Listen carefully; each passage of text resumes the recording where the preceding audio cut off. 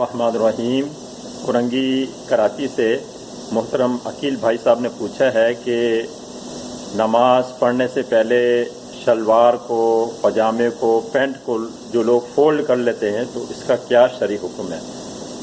तो भैया हमारे अहले सुन्नत वल जमात बरेली मसलक के उलमाए कराम की मेजॉरिटी ये कहती है कि नमाज में यानी कि पांचे मोड़ना पैंट शलवार के या पैंट के, और इसी तरह ये जो आस्तीन चढ़ी हुई है इसको मोड़ना, ये सब मतलब मना है। इससे नमाज मकरूह तहरीमी हो जाती है। बाकी जो दीगर मकतब फ़िक्र के उलमा हैं वो उनका ये कहना है कि इन चीज़ों से कुछ नहीं होता और यानी कि नमाज अपनी जगह पे हो जाती है।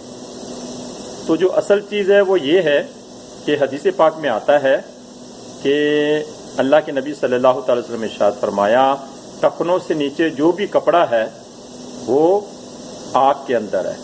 यानी ये चीज़ आदाब लिबास में है कि बंदा इस तरह का लिबास ज़ेबतन करे कि उसके पांचे टखनों से ऊपर रहे। नमाज के अलावा भी ये चीज़ होनी चाहिए। लेकिन बहरहाल आजकल जो मतलब माहौल बना हुआ है उस लिहाज से जो है ना, मतलब लोग दीन से दूर हैं, तो अक्सर लोग खिलाफ सुन्नत कपड़े भी पहनते हैं और इसके अलावा लंबे लंबे पांचे भी रखते हैं। तो दोनों उलमा का मैंने मौक़िफ़ बयान कर दिया। बहरहाल ये कि सबसे बेहतर तो तरीका यही है कि लिबास आप ऐसा सिलाएं कि उसके यानी कि पांचे आपके टखनों से यानी कि ऊंचे रहें, ताकि जो है ना वो हदीस की ज़द में हम ना आएँ। मसला मैंने बता दिया, बाकी वल्लाहु आलम, अल्लाह बेहतर जानता है।